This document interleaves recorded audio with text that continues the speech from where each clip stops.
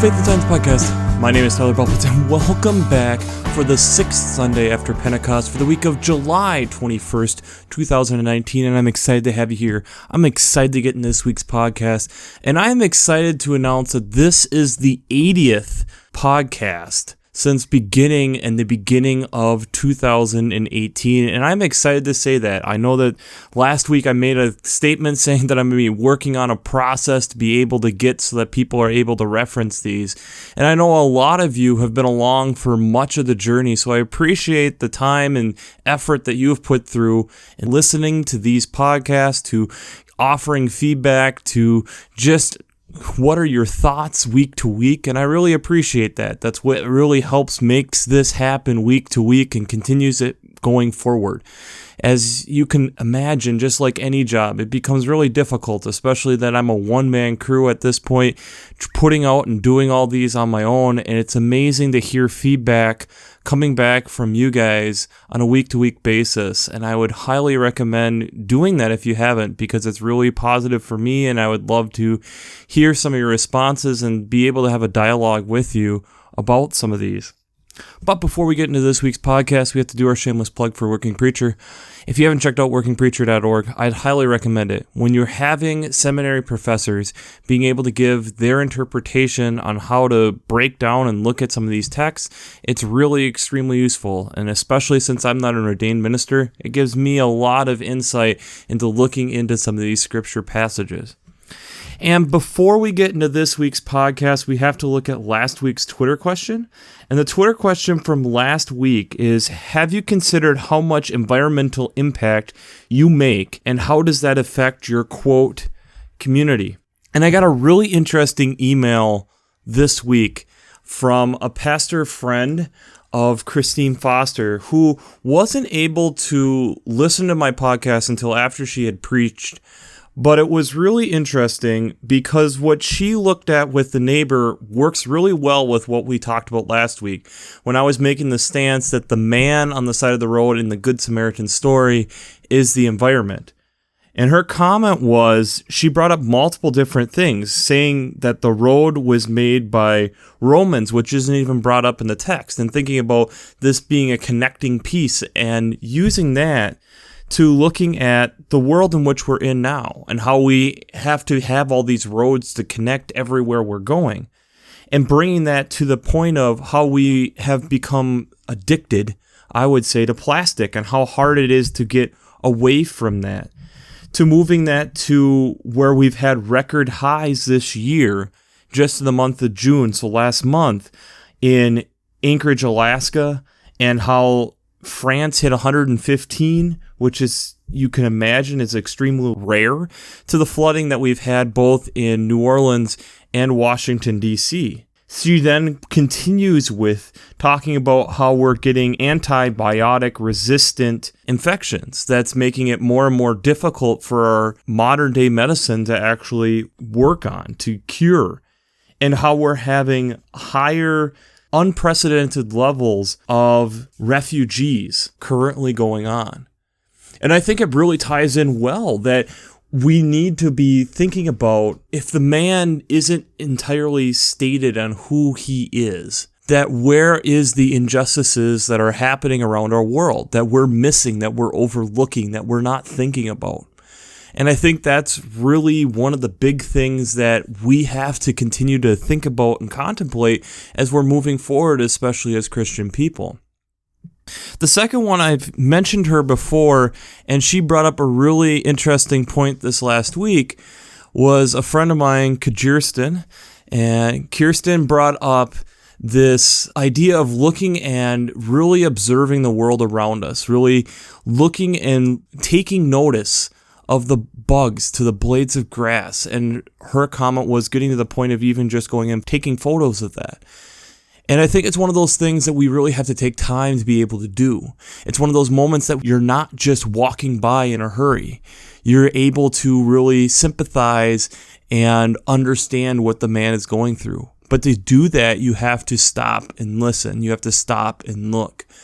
And I think it leads extremely well into this week, because as I'm reading these texts this week, it's been really shell shocker for me this week, because this last week I had a mission trip. So then you come back from that and you're getting everything with that wrapped up. And as you can kind of see with getting this podcast on a Saturday, it's been an extremely busy week for me to get this out. And then we get these texts this week that I think just scream taking time for God and making sure that we're not getting busy with the rest of life. So let's dig into them. The gospel text this week is out of Luke chapter 10, verses 38 through 42. And this is a very simple story, and it's something, again, that we've probably been taught since we were a very young child. You have this woman named Martha. She invites her to her home. There is also her sister Mary. And Mary immediately sits at Jesus' feet and listens to what he has to say. But Martha is constantly trying to straighten up and is distracted by all these different things. And finally pleads with Jesus saying, "Are you not going to just tell her to get up and help me in this?" And Jesus responds with, "Why are you worried and distracted by so many things? Mary is doing the better thing, and that I'm not going to take her away from that." This idea of taking time to listen to what the Lord has to say and not being distracted by all these different things. The first reading is from Genesis chapter 18, verses 1 through 10. Abraham is sitting outside his tent, and he's a very old age at this point in his life. 3 men come, and he then offers essentially a meal for them. That, let me wash your feet, let me give you water to drink, let me give you bread to eat before you pass on. And so Abraham and Sarah then prepare this small meal. And as Abraham then making sure that it's the best that he can prepare it. And Sarah then is in the tent kind of getting the final preparations as Abraham is entertaining these men. And this is where the Lord states in this case that by the 3 men that he will return in due season, and that Sarah shall have a son, that son becoming Isaac. And then if you continue on the next few verses, this is where we get Sarah doubting God and being so surprised, causing laughter from Sarah because of how old they are at this point. But again, here we get this image of Abraham and Sarah taking time, but especially Abraham taking time for God to speak. The alternative first lesson is from Amos chapter 8, verses 1 through 12. And this kind of continues on with where dealing with the prophet again of Amos that we had last week. And the Lord has this basket of fruit, and I ask Amos what this is, and it's a summer basket of fruit. And he goes through and talks about how the people have quit acknowledging him. And he's frustrated that he has sworn that he is going to be with the people, but the people are not living up to their end of the bargain. And that if they turn back and listen to the Lord, that he will provide the fruit and the food that they need to continue to move forward, but not to be distracted by the things of today, the things that will pass away. The psalm this week is Psalm 15, and again, it's a short, condensed little psalm, but it's referencing back to that Abraham and is asking if we can just spend time with God. Spend time with God so that we can understand and see him and abide with him. Not to try to get anything out of it, just to be moved by him. The second lesson is from Colossians chapter 1, verses 15 through 28. And this, I think, is kind of a great kind of bridge gospel from what we talked about last week into where we're moving this week. And it gets into this idea of creation and acknowledging and looking at the beauty of the creation and how God made it and was so pleased with it, but yet so many of us get distracted and forget to continue to come back, continue to give ourselves the time with God that he is desiring. And that through that time, if we give it to God, it will make for afflictions. It's going to make for, at times, sufferings because of this time and the world not always understanding that. But understand that God has a plan, that God is working through those afflictions, that He is going to make something better that is much grander than anything the world can provide by giving Christ the time. It's an interesting week to think about time, because time is something that's so precious, but yet it's so easy to squander. And so many of us have a hard time with understanding time. It's something that as a child goes extremely slow. If we're waiting for something, again, extremely slow.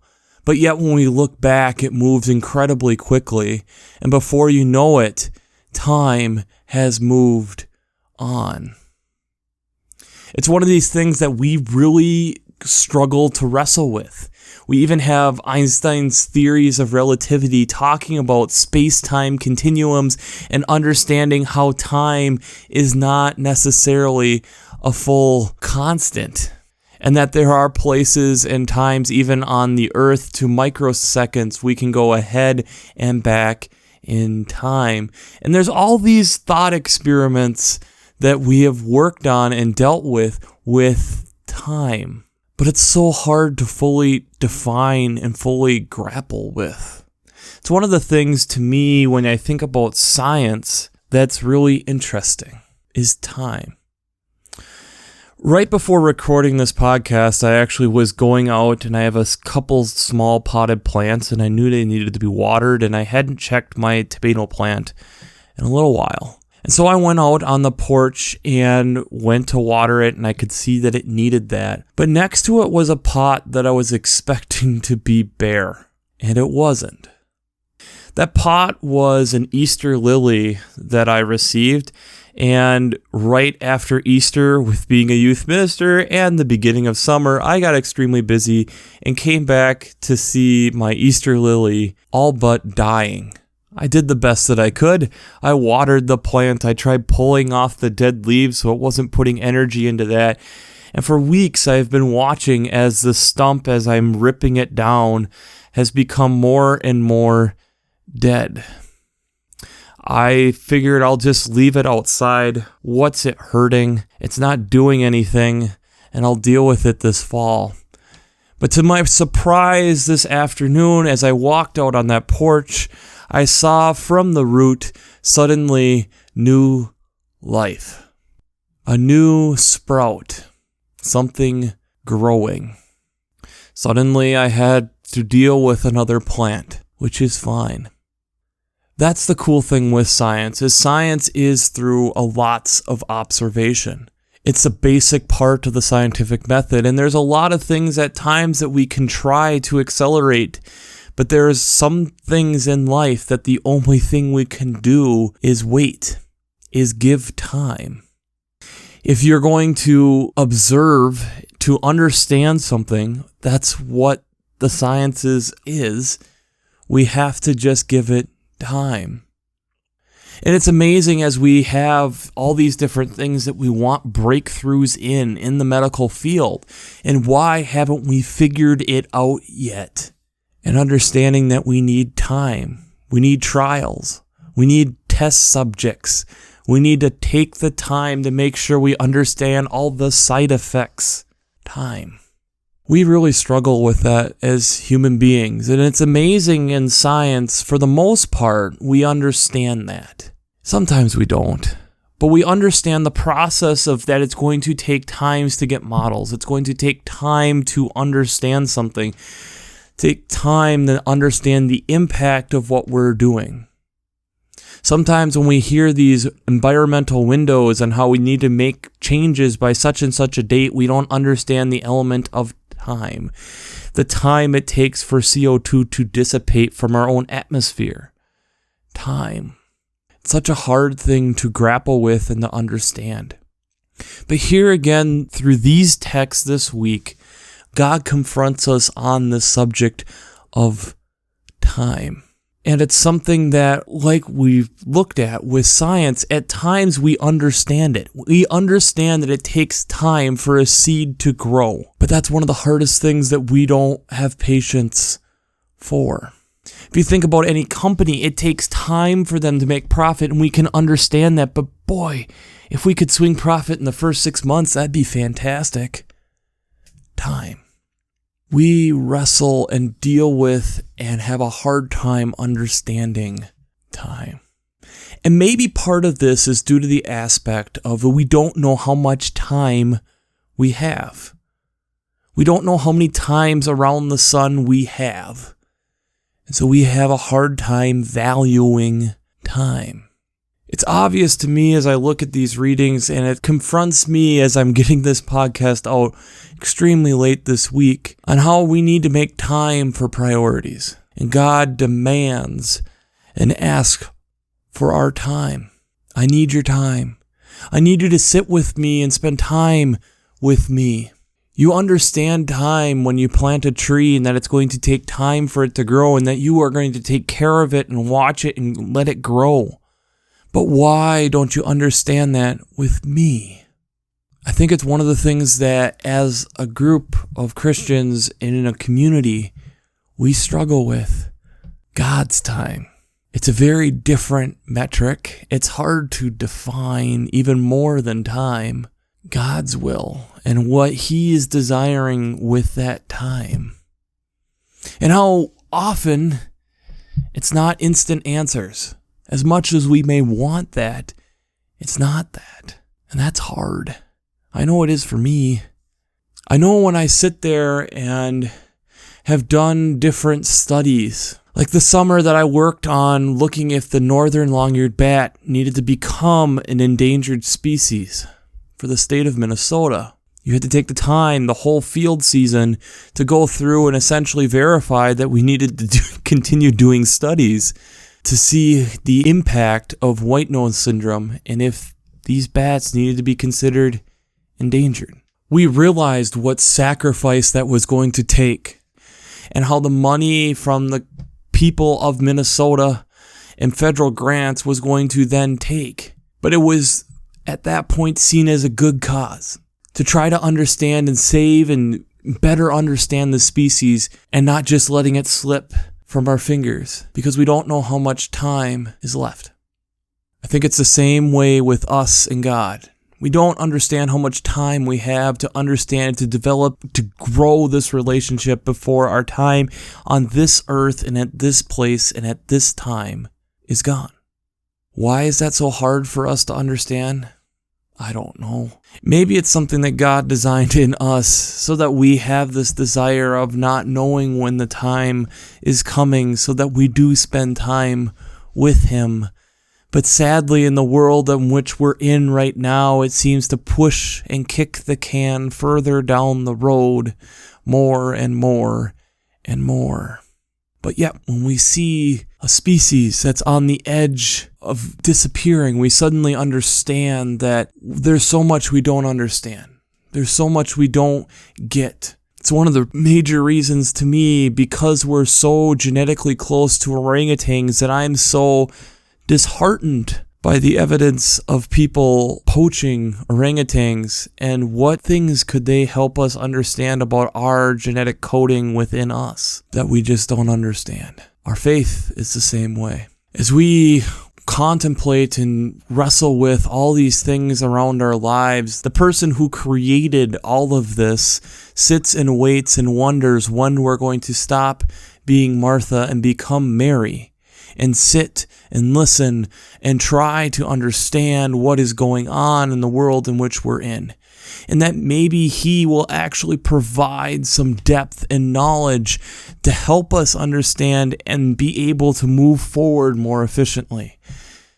But yet, we don't listen. We sit there and are busy with this, that, and the other thing and don't want to do that. I know I'm guilty of that, and this week is a perfect example of that. I didn't make enough time for God this week. I look at science, we understand that we can't rush things, no matter how much we want to try, especially when it means observing an ecosystem. especially when it means observing a species to understand that we're not just going to have all these breakthroughs in a matter of 10 minutes.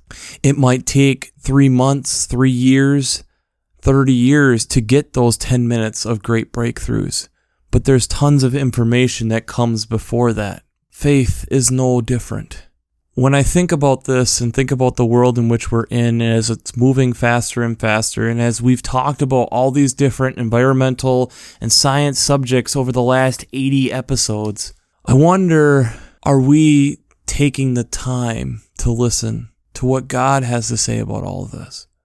I often wonder, with a lot of these storms and different catastrophes that are going on, do we just plead to God and not listen for a response? Or figure the response is just us surviving, not understanding that that may be the preface to what He's actually trying to say? I know for myself, I'm guilty of it. And there's plenty of things in life that I just want to magically have happen, and they don't. It takes time. It takes being in contact with God and understanding it's running on His sense of time, which is different than how we perceive time. So the Twitter question this week is, who do you give your time to, and does it need to be adjusted? Because I know for myself there is things that I need adjusting with time. And I know through science that we need to give time to things for things to develop. And sometimes when we feel like nothing is going on, suddenly from the roots a plant emerges. I don't know how much time you have, and I don't know how much time I have, but I enjoy this time together. I enjoy working through this with you, and I know that there's still more time that I need to sit and quit being Martha and become Mary, so that I can be a better scientist, so I can be a better listener, so I can be a better learner and observe what my Creator has placed in front of me, instead of me just trying to devour it as quickly as I can. So, we'll wrap this up as we always do. I pray God blesses you through your faith and amazes you through science.